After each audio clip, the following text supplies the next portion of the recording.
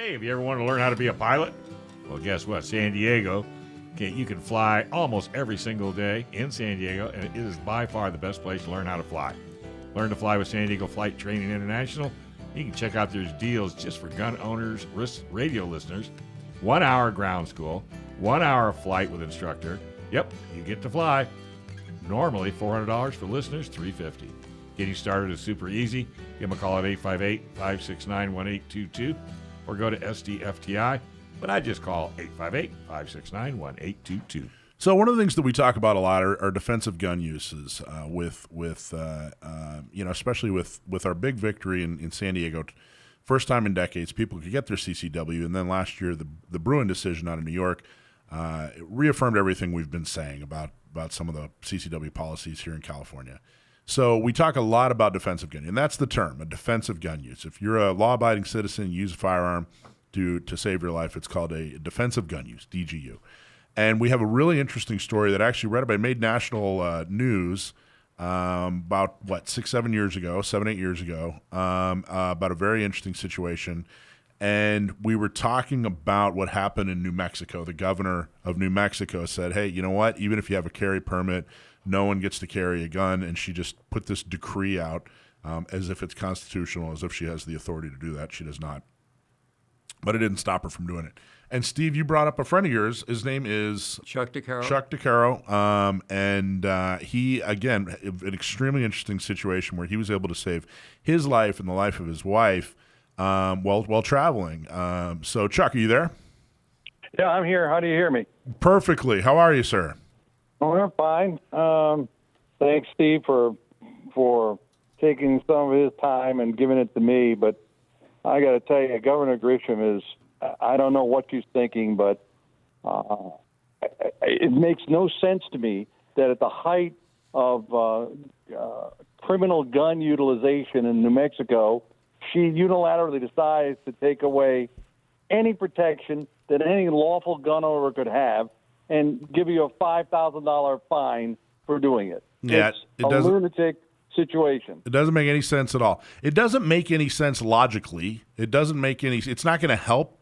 But most importantly, what she's doing is completely and totally against the Constitution. I mean, it's that simple. So talk about your situation. What happened when you were able to defend your life and the life of your lovely wife? Okay, well, I had to go do a war game in California for the Office of Secretary of Defense. And because my wife Lynn and I had a 13-year-old Weimaraner who couldn't fly, we decided to take the Great American Cross-Country Road Trip. Sure. And we went through Albuquerque because she had gone to high school there. We got there, we went to a friend's house for dinner, and we were going to continue on to Route 66, but because the dog was dancing in the back of the car, we decided, well, we need to get a motel now, one that opens to the outside. You can put on your robe and take the dog out at night. So we did, and unfortunately picked the wrong hotel. And we got inside. I went in to take a shower. She went out to get some dog food. When she came back, she bent over to put the key in the lock, open the door, and at that point, a gunman, a gangbanger, came out and shoved her through the open doorway at the exact same moment that I was coming out of the shower, obviously naked, obviously soaking wet, and shivering from the air conditioning. And I see my 6-foot redheaded wife flying through the air and crashing on the side of the bed, and this large gangbanger with a pistol pointed at her head. Jeez. And so I turn and say, what the hell is going on here? Taking one step forward, and luckily, concealing our licensed weapons from his line of sight. And therein began 6 minutes of, high tension as he rifled through our stuff looking for valuables. My wife saw that I was trying to snap around to grab a pistol, and she was able, to feign nervousness and was able to slide one of the pistols into her purse and then hands me her purse with the gun in it. And if you can imagine a more ludicrous situation, it'd be soaking wet, stark naked, holding a Kate Spade purse. And about that time, he starts to go from my computers, and he sees me tense up, takes a shot at me. Jeez. I, dropped the purse, engage with the weapon I had, yelled Ranger at the top of my lungs, and, emptied the magazine. I took 3 hits. The whole thing was over in about 3.5 or 4 seconds. I got him badly enough that he made it to the door and then dropped dead outside.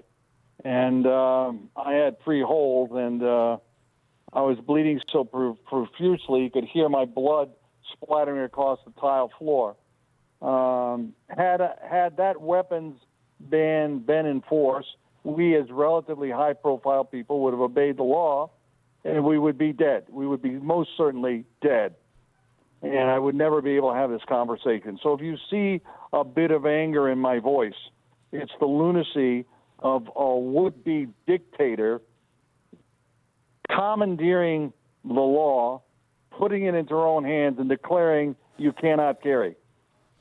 And you must have been. The other thing is, you guys are just, totally normal, pillars of society. Your background is military and CIA, and then you worked for I believe for CNN, right? Well, not that sequence. Let's get that right. Oh, okay. All right. What? Give me.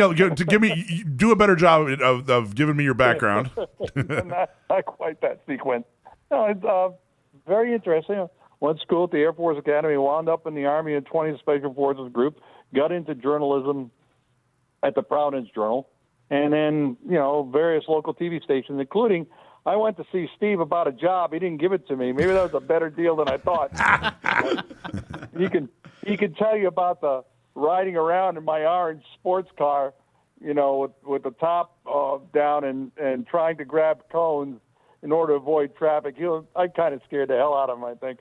Anyway. And then your wife is a lot of people know. Lynne Russell, yeah. Yes, Lynne Russell from CNN. She was the anchor in the 80s and 90s, and I got to tell you, I'm a huge fan of Lynne Russell. I grew up watching CNN. Lynn, Mike is a huge fan. Stay alone. Thank you. Hi, Mike. What an honor. Thank you so much. I'm so good. But my point is, you guys are salt of the earth, totally normal people, traveling through New Mexico because you had rather than fly, because you had an elderly dog that you had to take care of. And here's, some horrible, murderous criminal, and you were able to level the playing field. You were able to defend your life, and you're alive today because you had a firearm. That story doesn't get told near enough. Well, yeah, and especially considering we're both national media. We were both CNN back in the days when CNN did news instead of crap. Mm-hmm. And we the reason why we're so upset is because this woman waves her hand. Had we been there, we'd be dead. Yeah. She has no idea of the implications of what that kind of executive fiat could do to life and liberty of the citizens in her state. And that's why we've come out of retirement, so to speak, to complain. This is ludicrous. It is. Well, they're already talking impeachment. The city is insane. I think she just stepped on the wrong button. Well, I think, because she's never had, as far as I can see, and Steve, I got to pitch this to you. This woman is ripe for an investigative report. She comes from a political family. She apparently never had a job other than one that she's appointed or elected to. She came out of the health department in New Mexico, became a U.S. representative, and immediately, within her 2 terms, was investigated for ethics and was forced to give back monies and objects from a foreign country. And then as governor, there have been several reports of her using government funds for travel for her own personal aggrandizement in the form of alcohol and fine not a surprise. And that sort of thing. It's not even a surprise anymore. Now, you as a journalist, and your wife's a journalist, and Steve, you've spent a whole career. And we got like 2 more minutes till we have to go to a break. What happened to journalism over the last 10, 15 years that it has taken such a bizarre turn, and we're not getting the type of investigative journalism that you just described? Money. Look, there's a similar analog situation in New York City at the turn of the 19th or the 20th century. There were 26 daily newspapers in New York. But in their heyday, they ate up the entire advertising budget of the city of New York City. And so you ended up with one newspaper fighting another newspaper on a personal basis until between mergers and acquisitions and going out of business, you wound up with the 3.5 that you have today. And I think that the analogous situation is here in that everybody's gone onto cable and now onto streaming, okay, and there's only so much ad budget out there. And with that, I think you'll see a consolidation of the various news outlets that are there. What's happened is CNN, our home network, has become a radio talk show with pictures. Yeah. Because, you're paying for the physical plant, and you just do interviews with people. You don't have to go out and do anything. It's all op-ed.